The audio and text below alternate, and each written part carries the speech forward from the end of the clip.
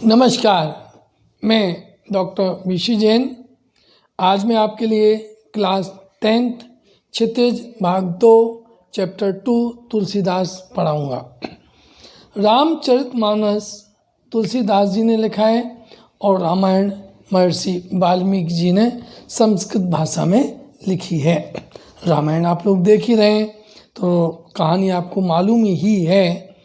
रामचरितमानस अवधी भाषा में लिखा है और उसके बाल कांड, कौन से कांड से? बाल कांड से ये संवाद लिया गया है। राम लक्ष्मण परशुराम संवाद। लेखक कौन है? तुलसीदास। भाषा कौन सी है? अवधी भाषा। मेरा चैनल हिंदी उत्थान आपने सब्सक्राइब नहीं किया हो तो आप ज़रूर सब्सक्राइब कर लें ताकि सारे टॉपिक्स आपको मिल सकें। मैं यहाँ पे 6 के जो चौपाई है पद हैं उनके अर्थ बोलूँगा और लास्ट में एनसीईआरटी के क्वेश्चन आंसर्स डिस्कस करूँगा।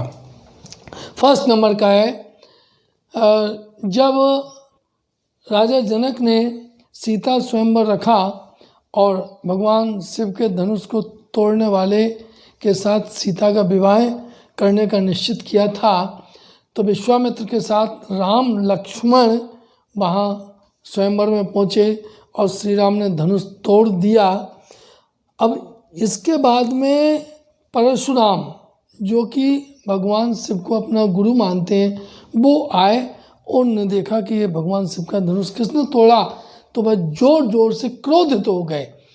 और अब यहाँ संवाद प्रारंभ होता है। किसका? लक्ष्मण का, परशुराम का। 4 पात्र हैं इसके अंदर, राम, लक्ष्मण, परशुराम और विश्वामित्र। इनमें से राम और विश्वामित्र का थोड़ा सा रोल है। पूरा संवाद लक्ष्मण और परशुराम के बीच में चलता है। पहला पद अपन पढ़ते हैं। पहले पद में श्री राम स्वयं को दास बताकर परशुराम का क्रोध शांत करते हैं, परंतु लक्ष्मण के व्यंग से क्रोध और भड़क जाता है।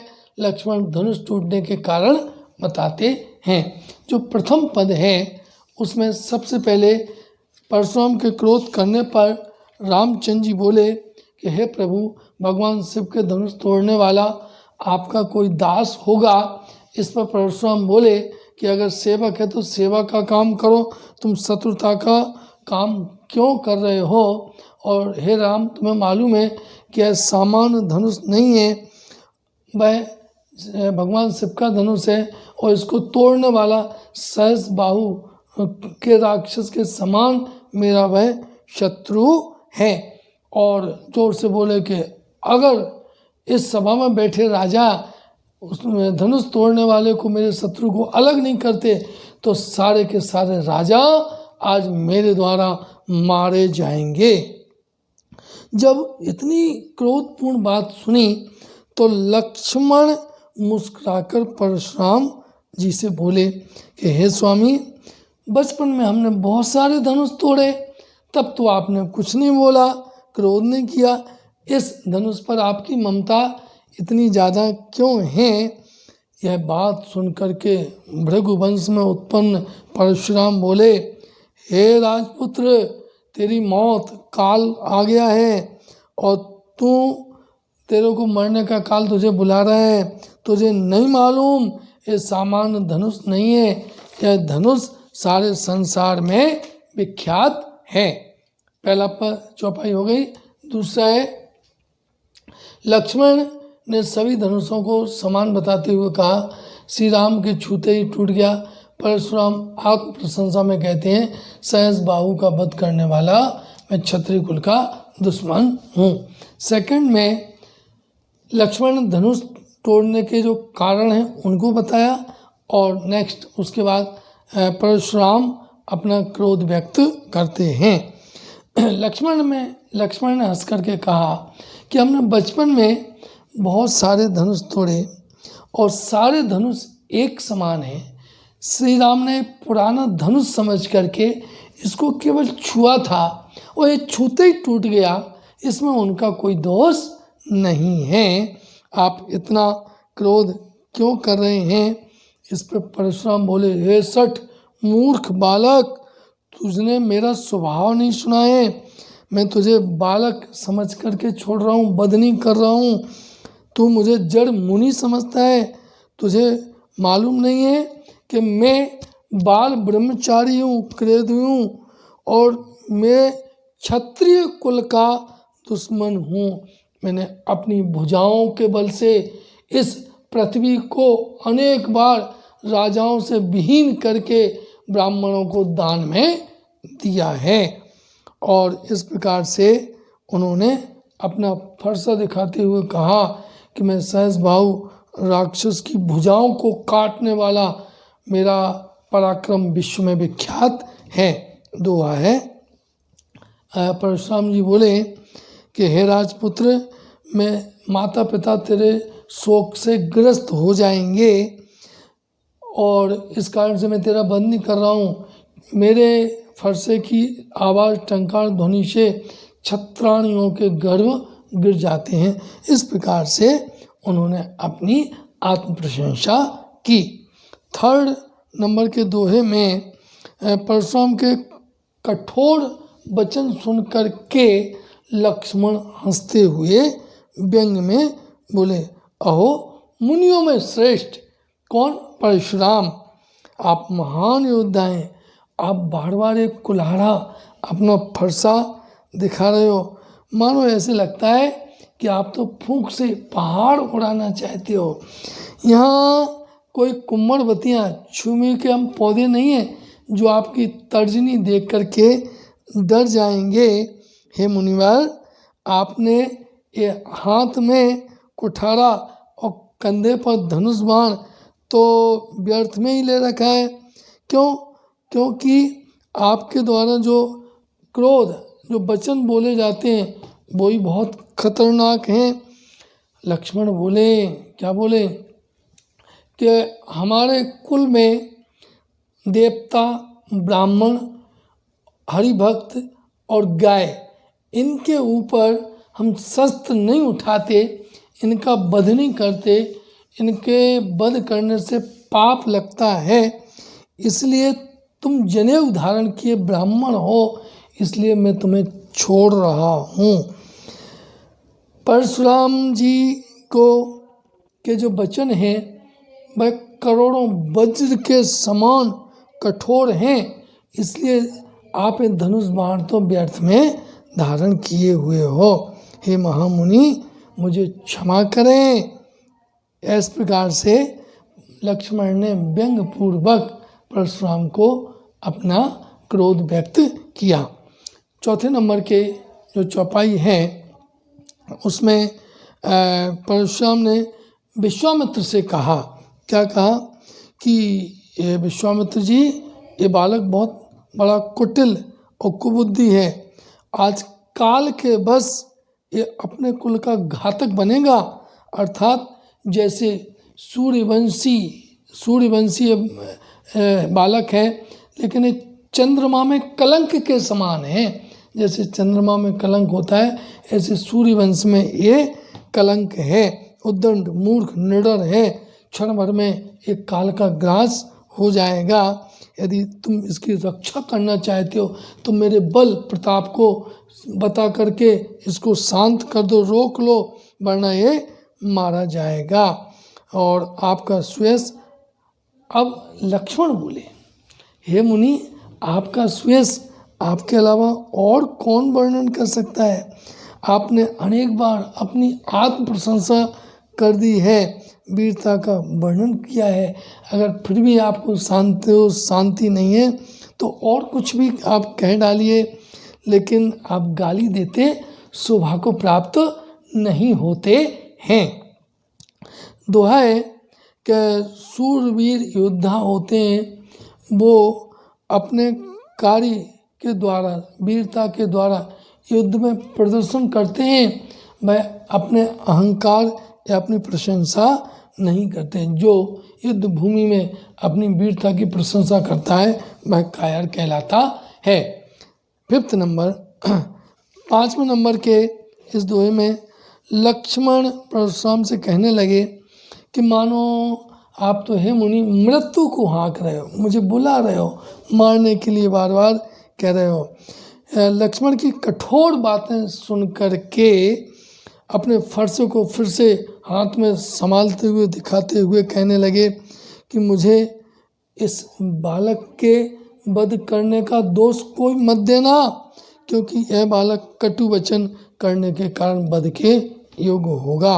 मैं इसे बालक जान करके अभी छोड़ रहा था। यह सुनकर के विश्वामित्र ने परशुराम से कहा, हे परशुराम जी, आप तो साधु हैं, आप सज्जन हैं, और बालक के गुण दोषों को आप ध्यान में ना रख करके इसको क्षमा कर दीजिएगा। इस प्रकार से विश्वामित्र ने कहा। विश्वामित्र जी को कौन बोले? परशुराम। हे विश्वामित्र जी, आप जानते हो कौन बोला? परशुराम। मैं निर्दयी हूँ, क्रोधी स्वभाव का हूँ, मेरे हाथ में जो तेज कुल्हाड़ा है और मेरे सामने मेरे गुरु का द्रोही धनुष तोड़ने वाला दुश्मन खड़ा हुआ है, और इसके बाद बार बार जवाब भी दे रहा है। मैं इसको आज मारे बिना नहीं छोड़ूंगा। केवल आपके प्रेम, सरलता, स्वभाव के कारण से मैं इसको नहीं मार रहा हूँ, और मैं इसको मार करके गुरु ऋण से उऋण हो जाऊंगा। ये बात परशुराम ने किसको कही? विश्वामित्र को कह दी। परशुराम की बात सुनकर विश्वामित्र अपने मन ही मन हंसने लगे। दोहा में जो लिखा है क्या कि परशुराम जी कैसे हैं, अज्ञानी, इन्हें सारा हरा हरा नज़र आ रहा है। एक उदाहरण दिया है कि खांड और खांडा कि जैसे खांड कहलाती गन्ने की बनी हुई मिश्री मुंह में डालते घुल जाती है, और खांडा लोहे का एक तलवार कहलाती है।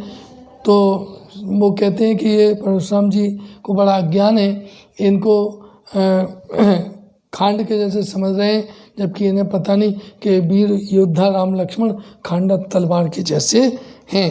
इस प्रकार से उन्होंने मन ही मन यह विचार किया। लास्ट चौपाई के अंतर्गत लक्ष्मण परशुराम से कहने लगे, हे मुनि, आपके शील की, आपके स्वभाव की चर्चा पूरा संसार जानता है, और आपने माता पिता के ऋण से अच्छी तरह आप ऋण हो गए। अब गुरु ऋण आप पे बचा है, तो गुरु ऋण बहुत लंबा हो गया है, उसका ब्याज भी बढ़ गया होगा, तो उसको मेरे को मार करके गुरु ऋण से उऋण हो जाओ। मैं अपनी थैली खोले देता हूँ और उसमें से आप गुरु ऋण चुका दो, अर्थात मेरा वध करके गुरु ऋण से उऋण हो जाओ। ये किसने कहा? लक्ष्मण ने परशुराम से कहा। और कोई हिसाब किताब करने वाले को भी यहाँ बुला लीजिए। इतनी लक्ष्मण के द्वारा कटुक वचन सुन करके परशुराम ने फिर से फरसा निकाल दिया, और सारी सभा में स्थित जो राजा थे वो हाय हाय करने लगे। और इतने में लक्ष्मण ने परशुराम जी से कहा कि आप मुझे फरसा मत दिखाओ, मैं ब्राह्मण समझकर आपको बार बार लड़ने से बचा रहा हूँ। हे क्षत्रियों के शत्रु, लगता है कि आपको युद्ध भूमि में कोई वीर पुरुष से पराक्रम से पाला नहीं पड़ा है, और ब्राह्मण देवता आप अपने घर में ही वीरता का प्रदर्शन करके अहंकारी हो गए हो और फूले फूले घूम रहे हो। इस प्रकार से परशुराम ने लक्ष्मण ने परशुराम को व्यंग किया। लक्ष्मण के ऐसे वचन सुन करके सारी सभा के लोग कहने लगे, अनुचित अनुचित अनुचित, ऐसा कहने लगे। राम ने स्थिति संभालते हुए और अपनी आंखें दिखाई, और आंखें दिखा करके लक्ष्मण को शांत कर दिया। और परशुराम के क्रोध रूपी अग्नि में घी का काम लक्ष्मण कर रहे थे, उनके व्यंग्यबाण घी का काम कर रहे थे। तो श्री राम ने उसमें शांत होकर के निर्मल जल का सिंचन किया, अर्थात परशुराम जी से क्षमा मांगी और लक्ष्मण को शांत कर दिया। इस प्रकार से ये राम लक्ष्मण परशुराम संवाद का मैंने 6 जो चौपाइयाँ हैं उनके छंदों के अर्थ बोले हैं। एक बार आप प्रोफेसर में ज़रूर देख लें NCERT से। अब मैं यहाँ पे NCERT के जो क्वेश्चन आंसर्स हैं इम्पोर्टेंट वो डिस्कस कर रहा हूँ, जो आपके एग्जाम में पूछे जाते हैं। परशुराम के क्रोध करने पर लक्ष्मण ने धनुष टूट जाने के कौन कौन से तर्क दिए। लक्ष्मण ने धनुष टूटेंगे निम्नलिखित तर्क दिए। मैंने आपको पहले ही बताया, आप पैराग्राफ में आंसर लिखने की बजाय आपको पॉइंट्स में लिखने की आदत डालिए ताकि एग्जामिनर आपको फुल मार्क्स दे सके। लक्ष्मण ने कहा कि बचपन में हमने बहुत सारे धनुष तोड़े पर आपने कभी क्रोध नहीं किया।